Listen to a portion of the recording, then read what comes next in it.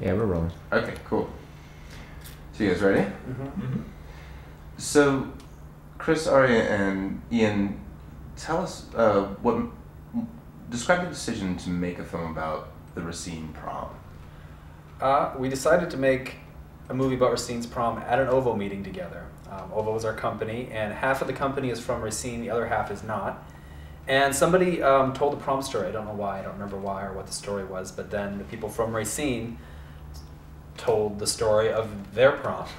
And people not from Racine, from New York and LA, just freaked out because they had never heard anything like it and thought it was just sort of unbelievable. And we just decided in the moment to get a digital video camera and get to Racine and shoot this prom. Because that is, once you say it's sort of the reaction we'd had since leaving Racine and going to college. Yeah, and even at the University of Wisconsin where I went, we're talking about prom with other Wisconsinites, people would still be really amazed and they'd say, what are you talking about that story? It's televised? Or what do you mean you took a school bus to prom? Or somebody took an elephant? So people have always been sort of collectively amazed about the story of prom. And it's sort of hard to believe. I grew up in LA, so, you know, I mean, our prom was fun. It was fine, but to think that Racine, Wisconsin would have something more glamorous than you would in LA, I don't know. So, had to see it. And because they're graduating from high school at that moment in time, and they're thinking about what's next, it's just a moment that's loaded with so much meaning. It's this gateway into adulthood. And for many kids in Racine, you know, this is one of the only times they'll dress up that way. They'll dress up in a tux or a ball gown once for prom and once probably to get married. So that glamour sort of feeds into the ritual in a really interesting way. When we were first telling Karen, who's part of our company, about doing the prom and asking Dory to be involved, she was like, you just want to go back to prom again. That's just, the whole documentary thing is just an excuse for you guys to go back to prom. Maybe that was partially true. I went in 1991. Amy Spangenberg, my girlfriend at the time, was my date.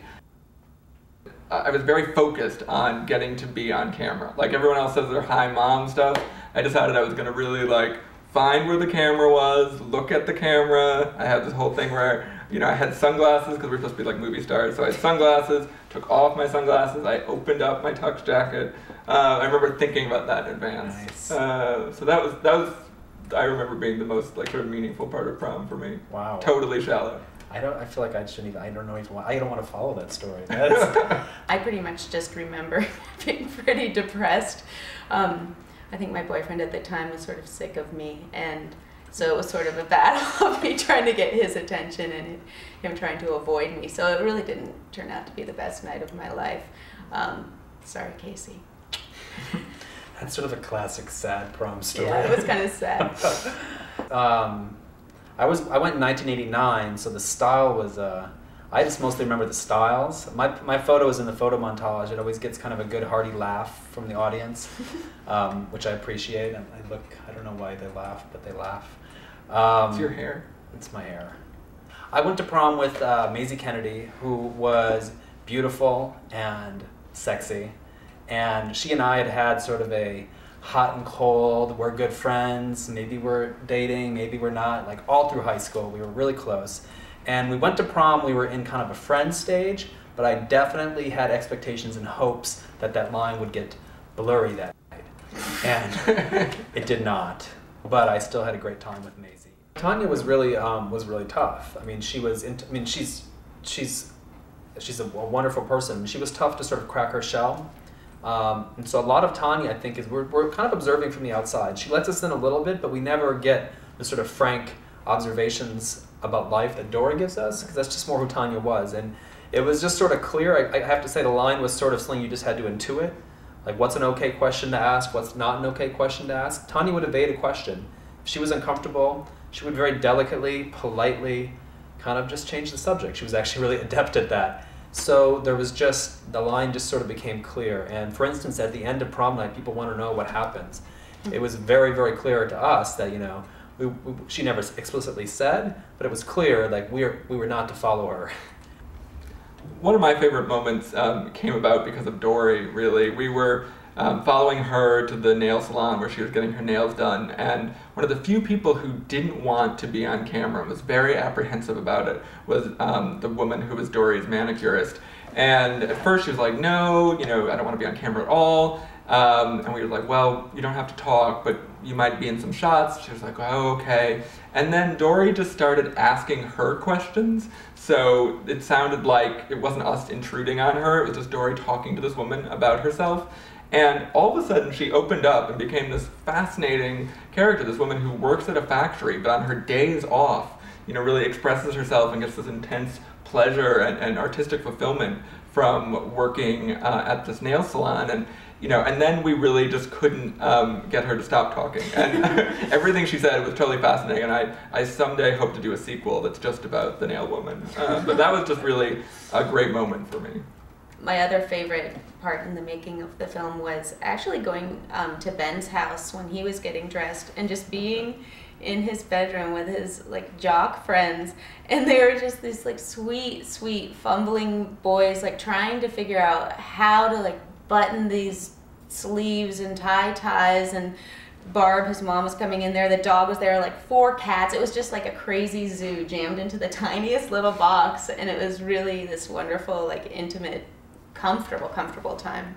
I don't think I really thought, though, it was going to be as spectacular as it was, and to get there and to have the crowd screaming and the people trying to jump a fence to get to our camera and the lights, it really just felt, I was like, wow, this really is spectacular, actually. I was impressed with Racine. Well, we didn't go in to the movie thinking we would take 5 years to finish it, and we had shown a rough cut to one of the supporters of the film, Susan Sarandon, and she said if she could suggest one thing, she said she would do a follow-up. She wanted to know where these students were now. She felt close to them and just was almost dreading to find out, or was hopeful for them. And right, what did you say?